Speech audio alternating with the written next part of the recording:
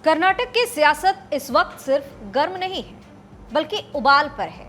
सत्ता के अंदर चल रही खींचतान अब खुलकर सामने आ चुकी है और कांग्रेस के भीतर की दरारें अब छिपाए नहीं छिप रही हैं।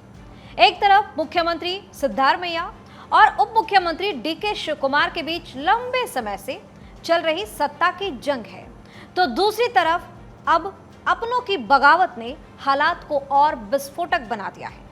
इस स्टोरी में आपको बताएंगे क्यों कर्नाटक कांग्रेस में हड़कंप मचा हुआ है। नमस्कार, आप देख रहे हैं इनकोट और मैं हूं आपके साथ दिव्या सिंह। इस सियासी तूफान के बीच मुख्यमंत्री सिद्धारमैया ने एक ऐसा फैसला लिया है जिससे साफ संदेश दे दिया है कि अब पार्टी लाइन से बाहर जाने वालों के लिए कोई जगह नहीं बचेगी। उन्होंने अपने बेहद करीबी और राजनीतिक सचिव नजीर अहमद को पद से हटा दिया है। ये सिर्फ एक पद से हटाने की कार्यवाही नहीं है, बल्कि सत्ता के भीतर चल रहे विश्वासघात पर सीधा प्रहार भी कहा जा रहा है। दरअसल इस पूरे घटनाक्रम की जड़ दावणगेरे दक्षिण विधानसभा उपचुनाव में छिपी है। ये चुनाव कांग्रेस के लिए सिर्फ एक सीट का सवाल नहीं था, बल्कि संगठन की एकजुटता की परीक्षा भी था। लेकिन जो रिपोर्ट्स सामने आई उसने पार्टी नेतृत्व को पूरी तरीके से चौंका दिया। इंटेलिजेंस विंग और एआईसीसी की ओर से कराई गई अलग अलग जांच में ये खुलासा हुआ कि पार्टी के ही कुछ बड़े चेहरे घोषित उम्मीदवार के खिलाफ काम कर रहे थे। सबसे बड़ा झटका तब लगा जब आरोप सीधे मुख्यमंत्री के करीबी नजीर अहमद जब्बार और कैबिनेट मंत्री जमीर अहमद खान तक पहुंच गया। कहा गया कि ये नेता न सिर्फ विरोधी उम्मीदवारों को समर्थन दे रहे थे, बल्कि पर्दे के पीछे से उनकी मदद भी कर रहे थे।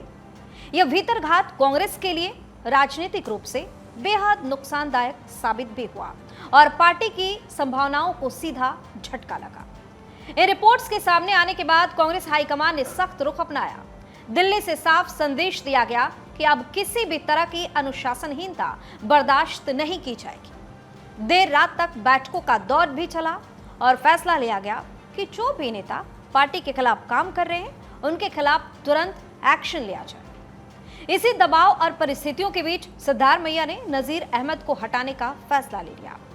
यह फैसला आसान नहीं था, क्योंकि नजीर अहमद सिर्फ एक सहयोगी नहीं, बल्कि मुख्यमंत्री के भरोसेमंद माने जाते थे। लेकिन जब सवाल पार्टी की साख और नेतृत्व की विश्वसनीयता का हो गया, तो निजी रिश्तों की कीमत चुकानी ही पड़ती है। राजनीतिक विश्लेषकों का मानना है कि इस एक फैसले के जरिए सिद्धारमैया ने कई संदेश यानी मैसेज देने की कोशिश की है।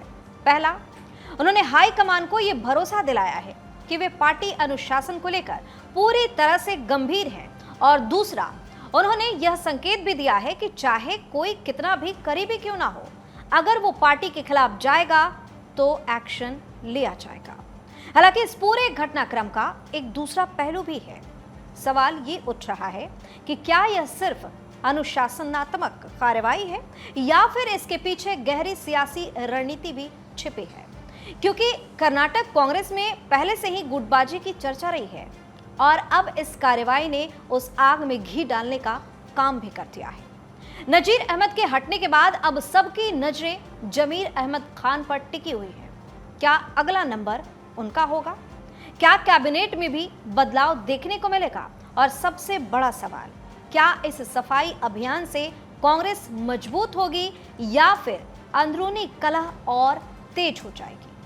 फिलहाल इतना तय है कि कर्नाटक की राजनीति एक निर्णायक मोड़ पर खड़ी है। सिद्धारमैया का यह कदम सिर्फ एक व्यक्ति के खिलाफ कार्रवाई नहीं है, बल्कि पार्टी के भीतर शुद्धिकरण की शुरुआत के तौर पर भी देखा जा रहा है। आने वाले दिन यह तय करेंगे कि यह फैसला कांग्रेस को एकजुट करेगा या फिर बगावत की चिंगारी को और भड़का देगा।